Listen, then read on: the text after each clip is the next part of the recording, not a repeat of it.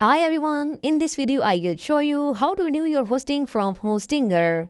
First of all, log into your Hostinger dashboard. On the left side you will see a billing option, click on it. In the billing section you will see all your domains and hosting plan.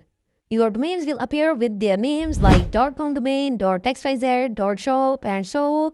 And your hosting plan will appear with its name like Single, Premium Business and Cloud Startup.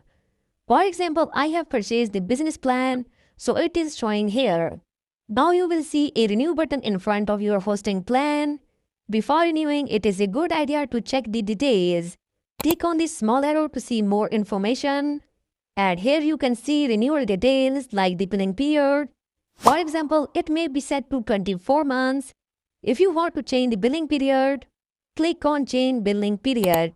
Select the time you want like 12 months, 24 months, 36 or 48 months. Then click on change billing period. After that, click on the renew button and complete your payment. That's it. Your hosting will be renewed successfully. If you found this video helpful, don't forget to like, subscribe and press the bell icon.